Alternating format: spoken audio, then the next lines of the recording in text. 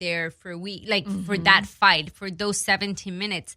These guys, like they say, that's the easy part. The hard part is cutting weight, doing the training, going for, 8 weeks, 6 weeks, however long the training camp is. That it's really what it's the challenge, being consistent, being injured and having to go back, training 2 to 3 times a day, plus cutting weight, plus, you don't have a social life. You have to, and it takes long for them to make, tons of money. So it's like, I think it's like everything, for us, it's the same thing. At the beginning, you don't get paid what you want to get paid, and you're still going and doing and interviewing and stuff. But this is physical, these guys get injured. They have to do rehab. And they're paying for it, So it's a great, these guys are amazing. And that's the other thing. I think that's why I love so much MMA. It's because I've had the chance to meet amazing people. And the fighters are just so special. You really have to love what you do to be able to fight MMA. You really have to love it and have a passion for it more than the fame or the money or anything, because, it's like any pro sport. So few of them actually make it to a level where they're going to be making, millions. That's true. Yeah. It's like you have to love what you do. For sure. Otherwise, it's just not... it won't pan out. Exactly. And, and it takes dedication, it takes consistency, it takes hard work. Yeah. It takes a whole team, it takes patience. It's so much. And it's mixed martial arts, so you're not perfecting one art. These guys have to learn from everything. You have to learn jiu-jitsu, Muay Thai, kickboxing, boxing. It's just like judo, everything, wrestling. It's just so many things that's why it's so beautiful, because it's like you have to become a mixed martial artist. You have to know from so many different arts of combat sports that it makes it more complicated. And once you understand how much it takes, I feel that's when you really find a passion for it, because you understand how much these guys are living in the cage.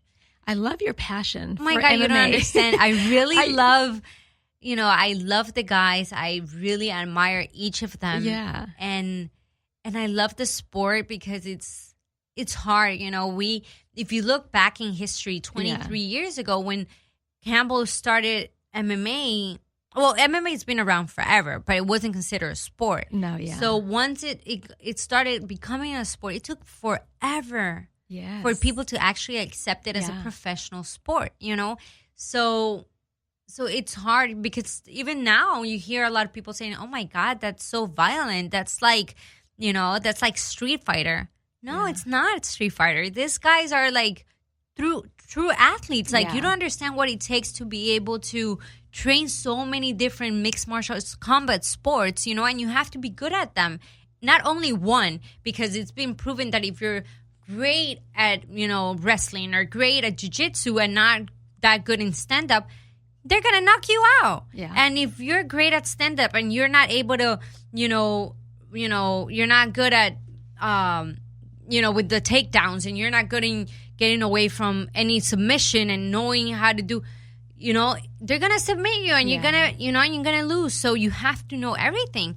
So I think, and the stories, there's always, I think that's the beauty of it, seeing these guys so tough in the cage, and then they're like big bears. Yes. They're like, and I think all pro athletes are, once you get to know them, they're like, I have a lot of NFL players that are my friends. Yeah.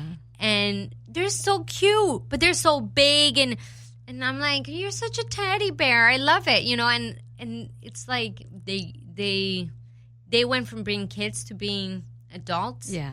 And they didn't have a chance to actually enjoy the process of being teens and because they had to, leave so much of their life outside to be able to become a pro. Yeah. So, it's beautiful. Thank you so much for coming to the show. Thank you for having me. Thank you. And everybody has to go check out Combate Americas Latino. Kicks off July 27th. And it's ESPN and also English, Azteca. ESPN 3. In Spanish, Azteca America, Azteca Mexico. If you're in Mexico, just Azteca TV. And if you follow on Combate America, at Combate Americas, you'll find everything. They keep posting, great videos, footage of the fighters, just of the events, the VIP event that we have after the pool party we're going to have after the weigh-ins on the 26th, and all our events, because I know we're going in September, we're going to be in San Antonio. Yeah. So we have a bunch of events that are coming next, and we'll probably be visiting, if you're not local, because they do local events. Like I told you in February, we had Burbank and stuff like that. We have a Ventura not long ago. So, we have events locally, but we also travel nationally and internationally. So, you want to keep up to date. Yeah, so to keep up with the schedule, you follow Combate Americas, and you also post it, right? Yeah, I post everything. So you can always go to Andrea Calle TV, and I'll be posting everything and videos, inviting everybody to the events and all the information about the events and the links and everything. Yeah. Okay. Thank you, everyone.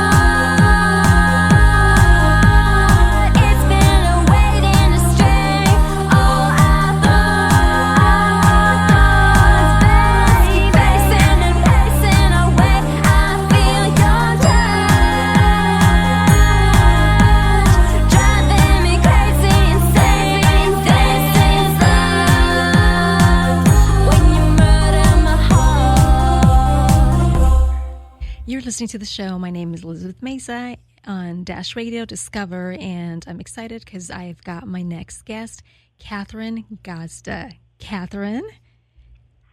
Hi. Welcome to the show. Thank you so much. Thank you so much for being here. So I have you on the show today because you're promoting your single, your latest single, Escape. Yes, I am. Are you going to start touring, or are you not doing that yet? Well, at the moment, I'm going to be working. I've been spending a lot of time working on new songs, and I want to focus my attention towards a new album. Hopefully by next, I don't know, maybe May of 2018. Yes. I want to start touring. If you guys want to follow Katherine, her Twitter is Katherine Gazda, and you also have a Snapchat. Yes, and Instagram, and it's all the same. It's my first and last name. Okay, so make sure you follow her. You're beautiful. I love your long hair. Well, thank you. That's really nice. How do you keep your long hair like nice and healthy? Because I know that's really difficult to do. Without that's dyeing. actually.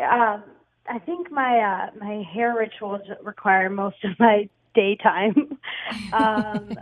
I like to use like a lot of coconut products, like coconut oil, and just healthy natural oils for your hair. Yeah. So when I go to sleep, I basically just put like a little bit of coconut oil in my hair and maybe like braid it lightly or something.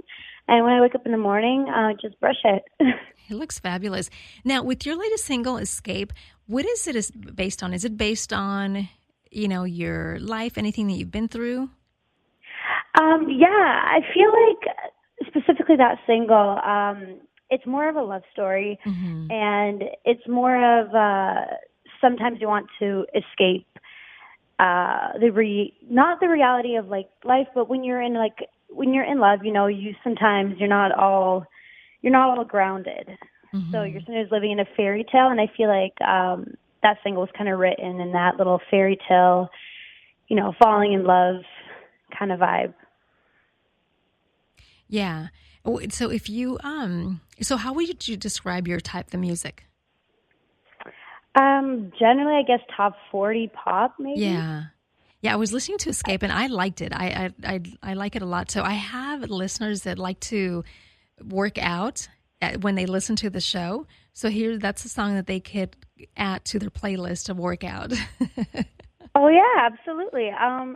Personally, I with all my songs, I write them and I also make the beat. So I produced a track. Wow. And I tend to love like a little bit of that EDM or a little bit of a beat drop. Yes. I feel like it keeps the song upbeat and happy. So yeah, definitely a workout track. So you write all of your songs? Yes. Wow, yes. That's really, really nice. So is everything based on your life, or is it based on maybe your life and then also things that maybe your friends have gone through, a relative has gone through, and then you just kind of put it together? Yeah, most of the songs are based from, my personal experience. There are a few tracks off my previous album that were written, like one of my best friends, she was going through a little bit of a breakup and it was really hard, and I just kind of wrote it from her perspective. Yes. So, but it's mostly me, mostly my experiences. How old were you when you started writing? I was about 13 when I first started writing, but I was a very, very shy kid. Yeah. I was also I was scared to try it out. But by the time I was 15, that's when I decided to give it a try. I'm like, you never know until you try. So, I've made my first song that I wrote and that I produced when I was 15. Wow. So you've been in the business for a bit then, ever since you were super young. Yeah, it's been about 5 years now. Wow. Now, your other songs that I also have, Murder My Heart and Love You. So are those two, like the Murder My Heart, is that based on maybe a breakup or? Murder My Heart was actually the very, very first song I've ever released. Yeah. I think that one was written more, it's a bittersweet kind of relationship, so it's kind of, how do I say it? It would be, you're happy to be in love with that person. That person's kind of toxic, which is kind of why you're murdering my heart. Yes. And we all do know about that because a lot of us get to, tend to get involved in those type of relationships where, a